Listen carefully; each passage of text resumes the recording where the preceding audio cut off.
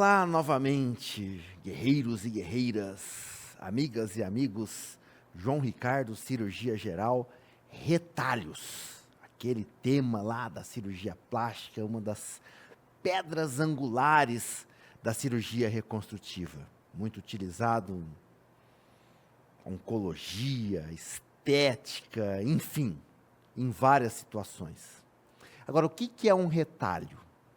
Ele é um tecido transplantado para outra localização, mas ele mantém a sua vascularização própria através de um pedículo vascular. Então ele pode ir junto com o seu pedículo, ou, mais modernamente, os retalhos microcirúrgicos, ele leva o seu pedículo e é anastomosado em outra área nutridora lá, arterial, e depois a área venosa. Como que a gente define e diferencia retalho de enxerto?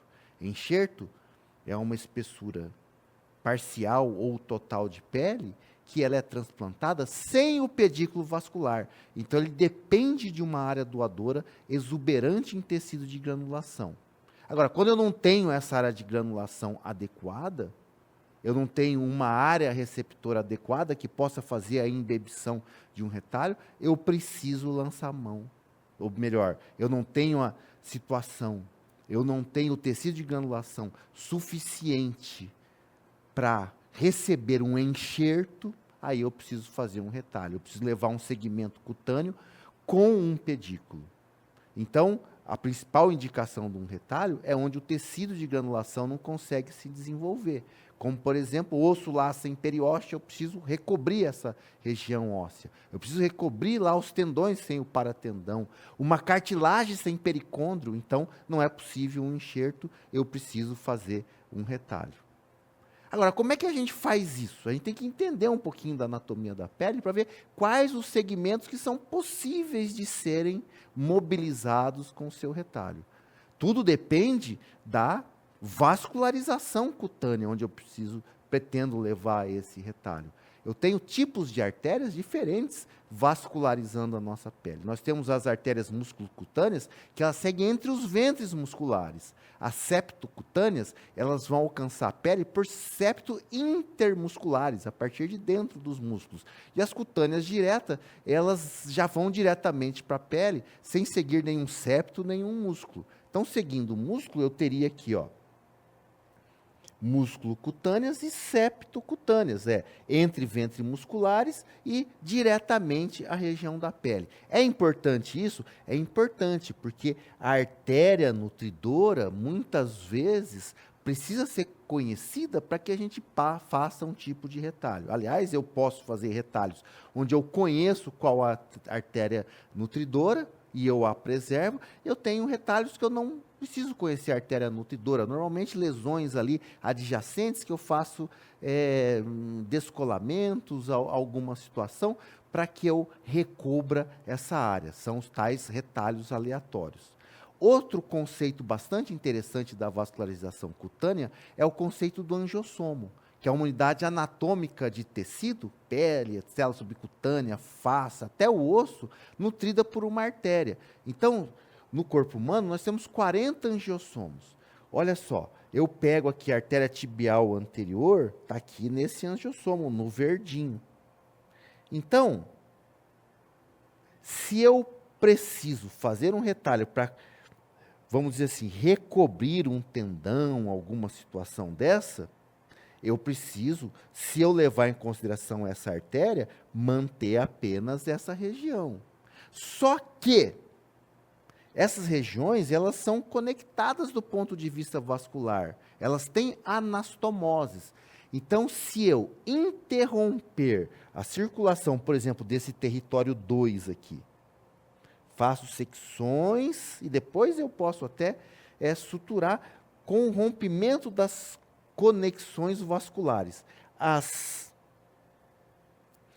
anastomoses vasculares entre esse território e esse, elas vão possibilitar com que esse território viva. E eu, sem essa vascularização, dando um tempo para essas anastomoses ficarem mais adequadas, eu posso sim, a partir de uma artéria nutridora aqui, fazer esse retalho para outro local. Esse fenômeno chama autonomização de um retalho. Normalmente, você faz a autonomização, em torno de 14 dias você pode aproveitar aquele território. Então, esse é um conceito bastante importante na realização dos retalhos.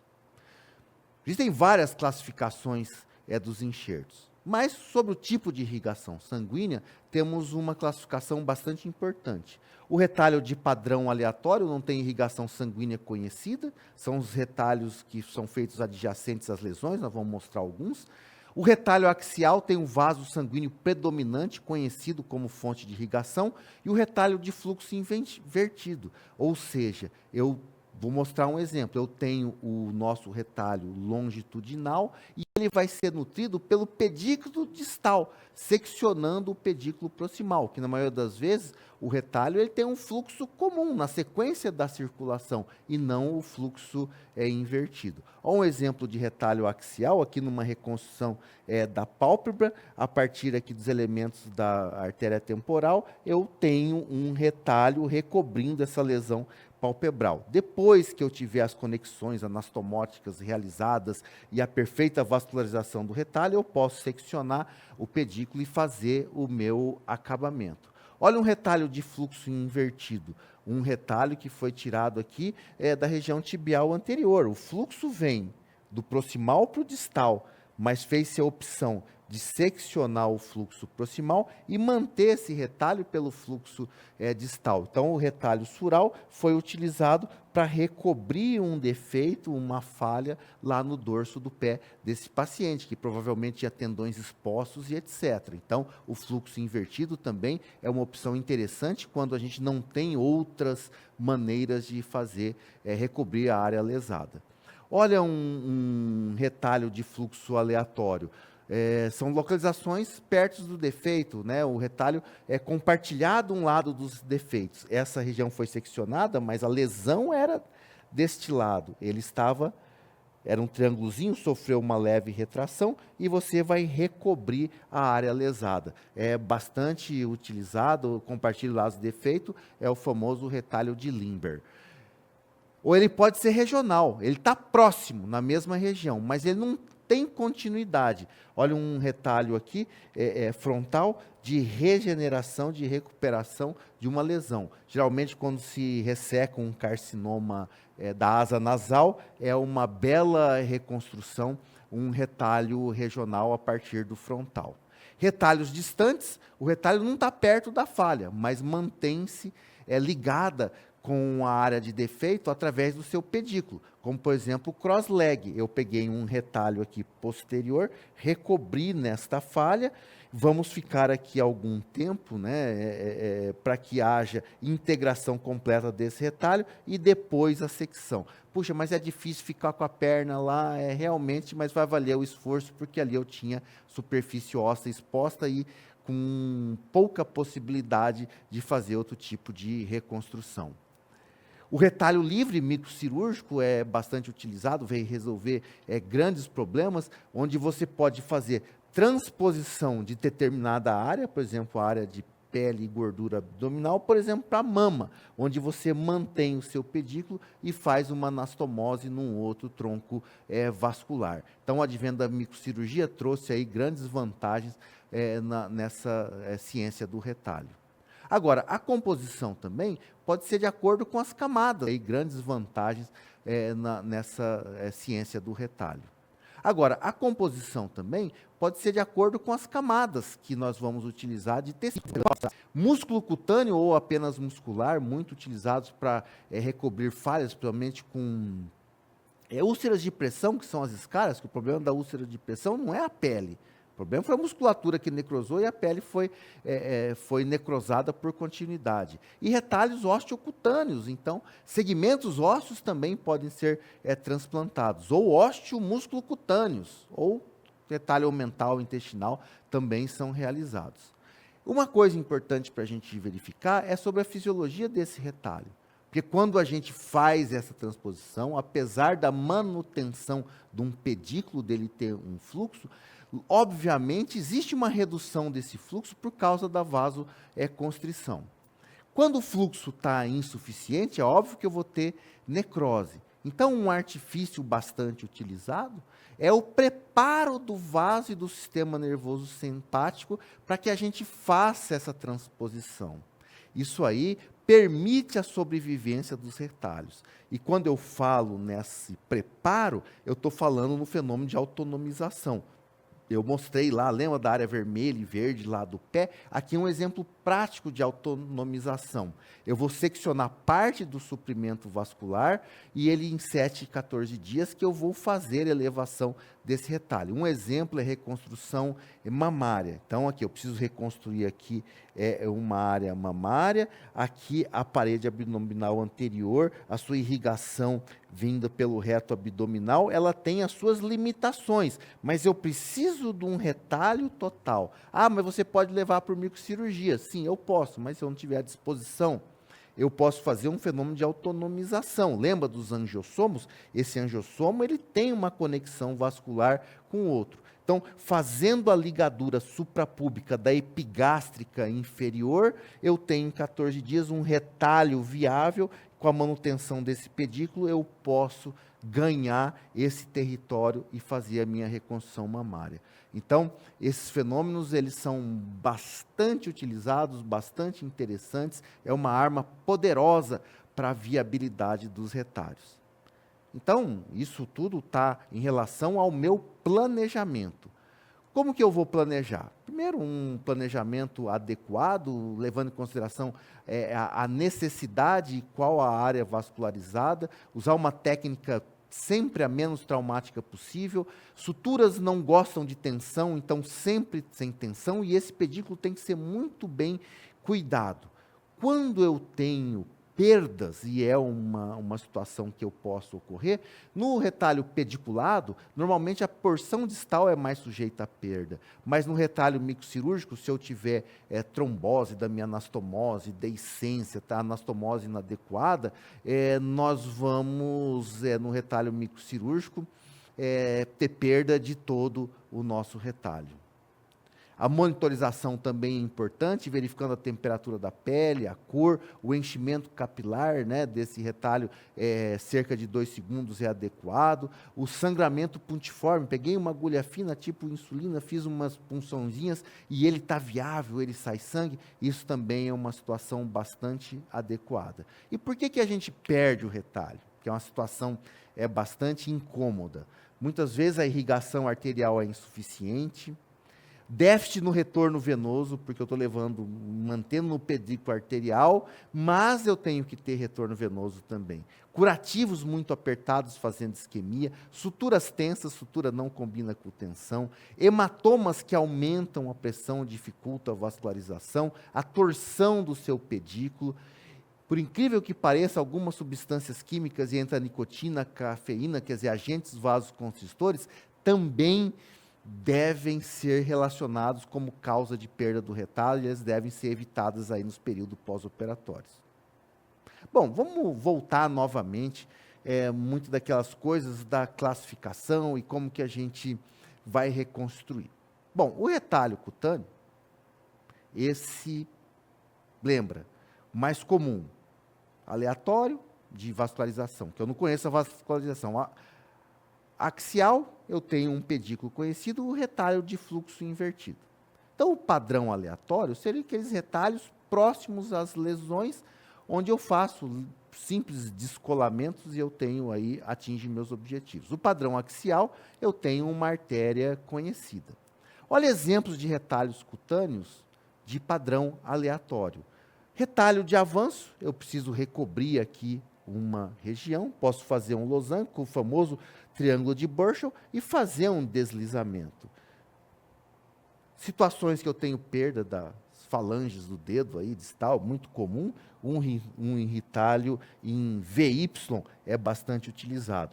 Pedículo duplo, eu tenho uma área a ser recoberta e eu faço incisões laterais, eu tenho tanto um pedículo lateral quanto um pedículo medial fazendo a cobertura aqui da minha área. Então, são retalhos cutâneos de padrão aleatório bastante utilizados, existem vários outros também, como os que fazem rotação, que eles fazem rotação do seu próprio eixo, muito utilizado em lesões circulares. Fiz uma rotação do meu retalho, que também não deixa de ser um tipo de deslizamento. E o bilobulado, também bastante utilizado para lesões circulares, que a gente faz uma espécie de duas pétalas e que a gente faz reconstrução dessa área aqui e da outra área, fazendo com que a gente tenha um tipo de reconstrução bastante interessante. Outro retalho interessante também, chamado de transposição, que serve para a gente alongar, principalmente áreas cicatriciais retráteis, muito utilizado, que é a zetaplastia. Então, você imagina que eu tenho aqui uma área cicatricial inadequada, eu posso até ressecar a cicatriz, e eu faço uma incisão em Z. Por quê? A partir da incisão em Z, eu tenho dois triângulos. Esse triângulo aqui, B2, ele vai para baixo, e o triângulo A, ele vai para cima. Dessa forma, eu vou deslizar aqui ó, o meu triângulo B para cá e o meu triângulo A para cá. Então, a minha cicatriz, que era longitudinal, causava uma retração, ela ficou alongada pela zetaplastia. Então, é uma solução bastante interessante de retalho, de transposição, para que a gente ganhe espaço, principalmente em áreas cicatriciais que ocorreram retração. Outros retalhos de interposição bastante interessantes, o retalho em ilha, que você tem uma área íntegra em relação ao sua área doadora. Porque quando eu tenho aquelas situações de rotação ou deslizamento, a área está logo adjacente. Nessa área de ilha, eu faço meu descolamento, o meu pedículo, e depois eu faço a secção. Então, olha, a área A,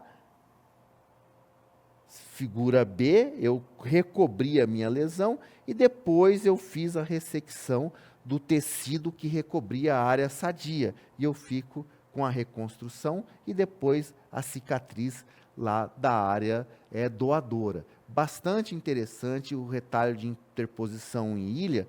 Olha, muito utilizado aqui também em reconstruções da asa do nariz, que ele pode ser tanto frontal, que também é um retalho em ilha, quanto aqui, pegando aqui pele da própria região aqui da face. Claro que aqui com lesões menores, quando eu preciso ter uma lesão muito maior, preciso de mais elementos teciduais, eu preciso trazer aqui da região frontal. E os retalhos faciocutâneos. Então, tratamos até agora dos retalhos apenas da pele, mas tem retalhos que levam pele e fáscia, que eles incluem a fáscia profunda, incorporando uma rede vascular bastante abundante. Eles podem ser locais, regionais ou transferências de tecido livre. E a gente tem tipos de artérias que vão regulamentar ou vão classificar esses retalhos faciocutâneos, que eles também, além de faciocutâneos, podem também ter abrangência para planos musculares e planos ósseos. Então, a classificação de Cornac-Lambert é muito pouco provável que ninguém vai fazer uma pergunta desse tipo. Olha a classificação de Cornac-Lambert. Talvez lá na prova para o R3 alguém pergunte alguma coisa. É mais a título, sim, de um conhecimento geral. Com o tipo A, eu tenho múltiplas perfurantes artérias. Então, tipo sartório, tóraco-dorsal. O tipo B, uma perfurante faciocutânea calibrosa, que é a artéria temporal. No tipo C, múltiplas perfurantes a partir de uma artéria profunda, o tal do retalho chinês, que usa lá a artéria tibial, que na verdade o retalho chinês, ele também é um tipo D, é ósteo-miofasciocutâneo. Como, por exemplo, aqui, ó, um retalho ósteo-miofasciocutâneo, pedículo vascular importante, e eu levo um segmento ósseo, um segmento muscular, facial e cutâneo. Provavelmente vai ser um retalho microcirúrgico para eu fazer uma anastomose em outra área, por exemplo, mandíbula, alguma coisa dessa, que eu necessito aí de um segmento ósseo também para fazer uma reconstrução. Os retalhos musculares e músculos cutâneos, muito utilizados em úlceras de pressão, pós-síndrome de Fournier, grandes perdas aí de parede abdominal, e aí a gente pode carrear essas ilhas de pele com musculaturas. Normalmente o objetivo é cobrir áreas infectadas com osteomielites, reconstrução de mama, cabeça e pescoço, úlceras de pressão, muito utilizado aí nas úlceras de pressão sacrais. Aqui você viu um paciente que deve ter tido aqui uma grande síndrome de Fournier e ele optou para fazer um retalho músculo cutâneo recobrindo a parede abdominal e provavelmente vai recobrir aqui a coxa com um enxerto, tanto um enxerto em lâmina, um enxerto em malha, enfim, e vai ser utilizado outra possibilidade de cobertura da área doadora, mas são realmente bastante utilizados. E esses retalhos musculares e músculos cutâneos, eles também dependem do pedículo vascular, e para tudo tem classificação nessa vida e tem nome para guardar, mas é muito provável que ninguém vai cobrar isso, serve apenas como compreensão da nossa ideia, que é a classificação de Metz e Nahay, que é o tipo 1, é um pedículo vascular apenas, o tipo 2 tem 2 pedículos dominantes, o tipo 3 tem, né, aliás, o tipo 1 tem um pedículo, o tipo 2, um pedículo dominante mais os pedículos menores, né? Pedículo dominante e pedículos menores.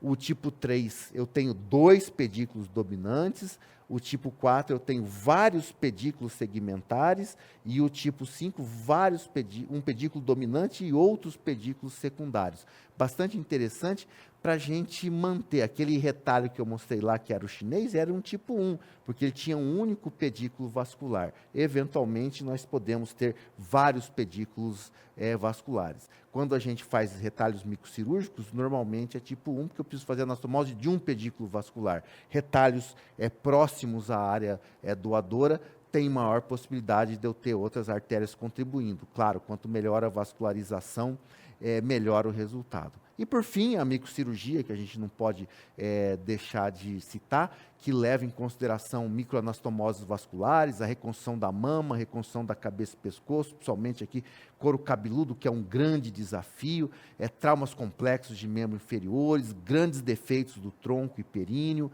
Claro, o cirurgião plástico vai analisar. Você vê um paciente que perdeu até calota craniana, aqui uma prótese metálica, e você fazendo toda a sequência dos nossos retalhos microcirúrgicos, recobrindo, para que esse paciente tenha uma integridade aí, porque eventualmente ele não teria condições de sobreviver sem a calota craniana e sem a sua recobertura de couro cabeludo, seria incompatível com a vida. Então, a microcirurgia veio trazer soluções maravilhosas em situações muito complexas.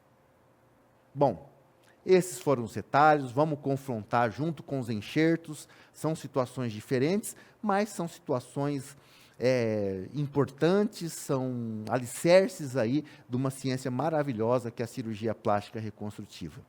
Bastante atenção e aquele abraço.